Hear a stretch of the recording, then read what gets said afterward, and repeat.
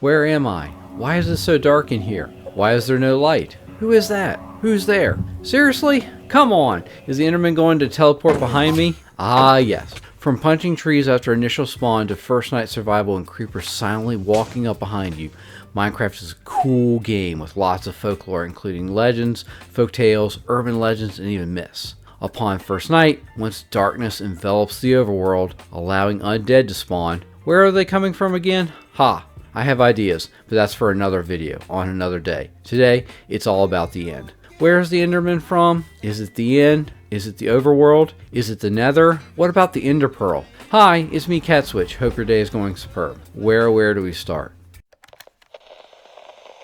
When one thinks about Minecraft, what does one think of? The creeper, zombies, a pickaxe, Steve, or the Enderman? I thought it was all about building and that was it. Boy was I wrong. It's so much more than just building. Hermitcraft and Megabases, anyone? Wow, they are amazing survival builders.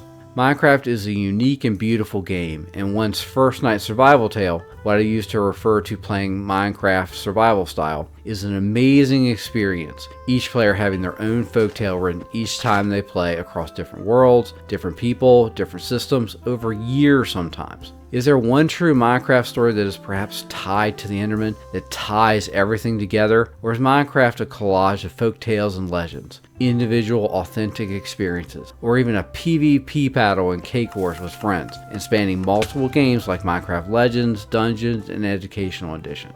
Minecraft is rich in folklore and different experiences for everyone. Where's the end though? Who are the Endermen? What are they? Where are they from? When are they from? To answer the question though of who are the Endermen in Minecraft, let's review the facts here, the different theories, the different legends and tales, folklore as you may of Minecraft, and see where we land, or at least teleport to. One common variant, and just a quick overview here, that has threads through the internet from various sources throughout the years tells a tale of the history of Minecraft and how one culture came to find their way to the end dimension. A tale of a culture or cultures in danger and finding their way to the end as a way of escape to safety. And as soon as they go through the portal, they are trapped there and over time, over decades, become the Endermen, a shell of their former selves. They first hunted and lived in the end, building large ships and buildings to store and prepare for battling the native inhabitants, the Ender Dragons.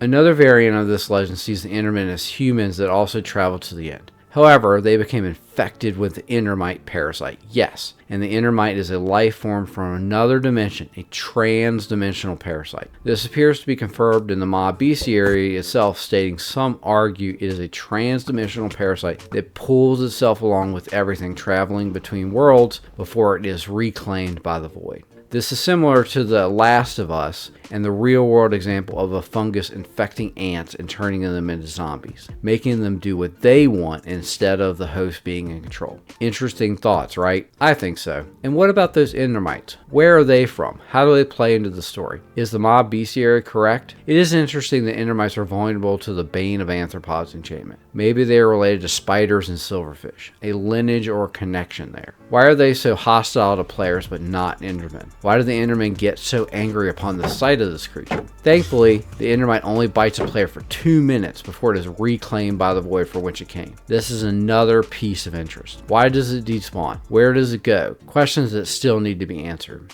I do believe though that the second variant does still fit in with the first folktale. Humans travel using a portal, they teleport to another dimension and get stuck there. The second variant just adds the piece of the Endermite infecting the human instead of evolution over time for its transformation. They even state in the mob bestiary, maybe it's both. Maybe the cultures from the past did travel to the end and become Endermen through infection and time. Any other options though? Perhaps the Endermen are from somewhere else, like where the Endermite is from. Do these variants truly answer all questions and give a clear picture of the history of the end, Endermen, Shulkers, and Endermites? Let's take a look and dig into a possible third option. Another legend, one that I've been piecing together based off different sources from YouTubers to Mojang themselves. Let's teleport to the Enderman view.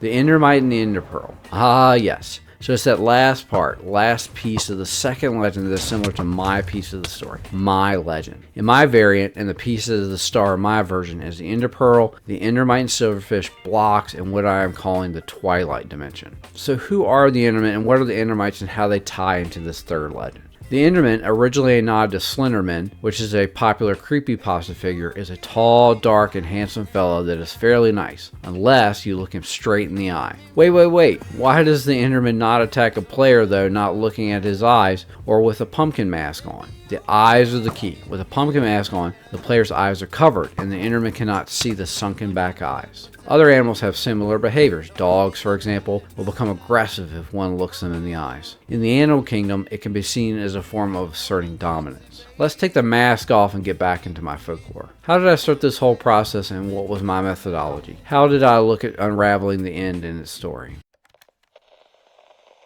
In reviewing for my thoughts of the folklore of the end, I wanted to review various sources, different articles, YouTube videos, the popular as well as smaller channels, and of course the Mob series itself, and the Minecraft YouTube series. I wanted to look at things like a folklorist, like an anthropologist, to study and learn. I think I have a thought and it's different than others, but hear me out. As always, if you have different ideas, let me know, and we can add those into a separate video. Community submitted folklore, as we work together to piece together the legend of Minecraft. So to start out of the gate on this one, according to the Mob Bestiary under the section for Enderman Origins, it states, the Enderman comes from the end. Okay, I said it, the cat's out. The Endermen are not from the Overworld. They are not trapped there. If anything, they're not trapped at all. They're the only mob that literally can go to any dimension just by using teleportation. I find it curious and telling that the Mob series states it is strange to think the Overworld inhabitants are host to visitors not of our world. They are altogether alien. This thought of aliens and alien life brings me over to water. Yes, water. A life-giving source to life on our planet, the Overworld. Perhaps it is not a source of life in other ones. Perhaps water is like poison to the Endermen, and that is why it hurts them. There is no water in the end naturally, so if they are from the end, it makes sense life would develop without it. So what's the larger story then? What is the key to this whole dimension? What is the key? What is the big piece that ties my legend together? Did the Endermen originally come from the Overworld as speculated? The key for me is that the Endermen are holding and placing blocks. When the Nether was updated in 1.16, they were given the ability to pick up those blocks like roots, fungi, and nylon. As part of the Caves and Cliffs updates, in lush caves they can find and pick up moss blocks. As part of the Wild update, they're now able to pick up mud and muddy mangrove roots. They can even pick up food like mushrooms and melon. This is the piece for me. It's a hint, a nod, an Easter egg to their past.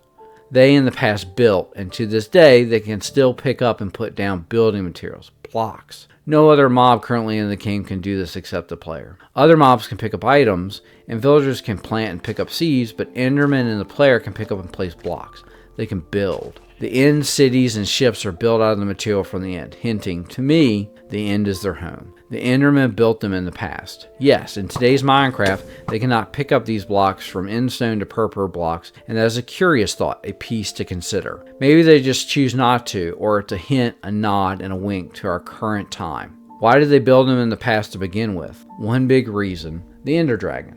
And yes, I said dragons. Like the other variants, I do agree that the Endermen hunted the dragons. They built cities and ships to hunt them. They even collected trophies like Ender Dragon heads, and like cultures throughout our history, placed those trophies for all to see. They even collected pieces of their wings, the Electra. Perhaps this is what powered the ships. Indeed, the end is home to a fierce foe that to this day even, the last of her kind still circles the skies, attacking all that get into her path, including the Endermen. With no native weapons available in the end, perhaps that is the reason Endermen teleport to the Overworld and even the Nether. They brought back tools and weapons to help them in their fight. They watched the other cultures use these tools and learned. The Mob Bestiary noticed that the Endermen seem highly intelligent. Humans today hunt lions and bears, collect trophies, watch others to learn and grow. But what about the Endermen today? Why are they moving, placing blocks across the different dimensions? Having lost a reason to hunt, perhaps the Endermen still do things like they did in the past. The Mob Bestiary knows that perhaps it's a form of play, like kids play grocery store or Tonka trucks moving dirt in the sandbox. Perhaps they're doing what they did in the past, playing what they did in the past. Or maybe it's a form of communication even. Ah yes, communication, language. The Endermen do also appear to have a language. Other folklore variants attribute their language building like the blocks because of their history, and now they can only say certain things. However, to me, I wonder if it's a sign of intelligence. They could build in the past, they teleported and picked up language from being around these other cultures, like visiting a foreign country. One eventually picks up small phases they hear. They noted the cultures would say, "Hey, what's up?" This last one is curious though. Look for the eye. A hint to the player, again a little nod, but also a sign of their knowledge. They are communicating to the current player on how to get to the end. Hints, yes, pieces or fragments. That piece about look for the eye, it's an interesting statement. On the surface it appears to be a hint to the player. If we dig a little deeper though and consider how an Eye of Ender is made, or even how an Enderman travels, yes. What does the Enderpearl tell us? What even is an Enderpearl? Where does it come from? It does not naturally spawn, is a drop for an Enderman 1 in every 20 throws, and can be gotten by trading gold with piglins in the Nether. It's a curious item. Why does an Enderman drop them? One variant I heard is that it's the heart of the Enderman. Any other mob drops sound similar though? Perhaps the Warden comes to mind, the Skulk Catalyst, or even the Ender Dragon? That's the piece here for me. That got my mind going in this direction. The Endermen drop an Enderpearl, and 1 in 20 times an Endermite is spawned. Curious. So here's the play here. Here's the folktale. And I have not heard this, though, from the other variants. The Endermen gain the ability to teleport from eating over the years the chorus fruit. Okay, that makes sense and is similar to what others have thought.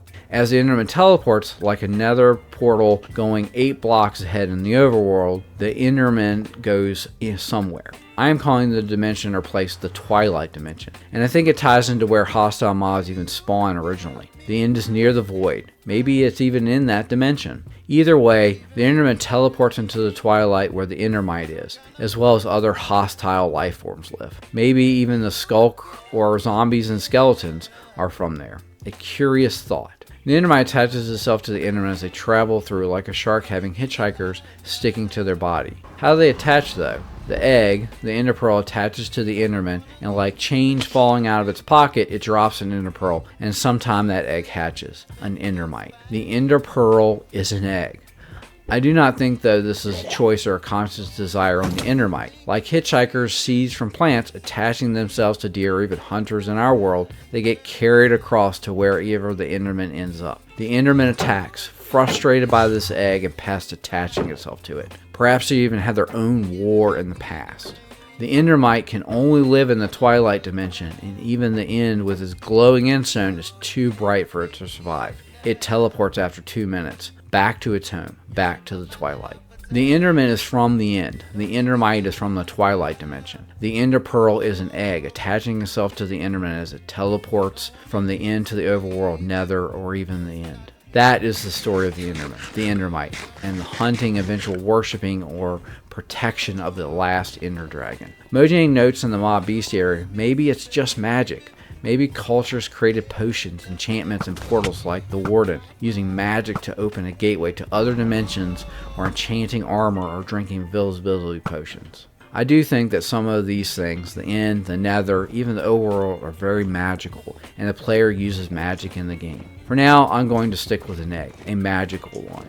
Let's keep going. What's coming next, you ask? Well, coming early summer, I will be making a video for my Minecraft Folklore series, continuing reviewing the End. Who is the Ender Dragon? What is her story? Is Steve really the hero in this tale? Did the Endermen create the buildings and ships? Stay tuned to find out this summer. For my next video as part of my Minecraft recap series, we will dive back into Minecraft 1.21 and do a more full review of the trial chambers as it stands today, and then following up with videos on the breeze, the armadillo, and the bogged. Lastly, I am considering releasing potentially a podcast called Cat Switch Half Sideways, where I am basically having the audio of the script for these folk tales and release it there first a week before the video to just listen to the story with some music behind it. I also want to take parts of my videos and make them their own standalone video to highlight interesting pieces. But let me know if that's something you'd be interested in or not. Leave a comment of cat or dog. As always, this is just for fun. It's a Minecraft legend, Minecraft folktale. What's your tale? Everybody has one. That's it. Done. Good day all. Good day ma'am. Good day sir. Till next time.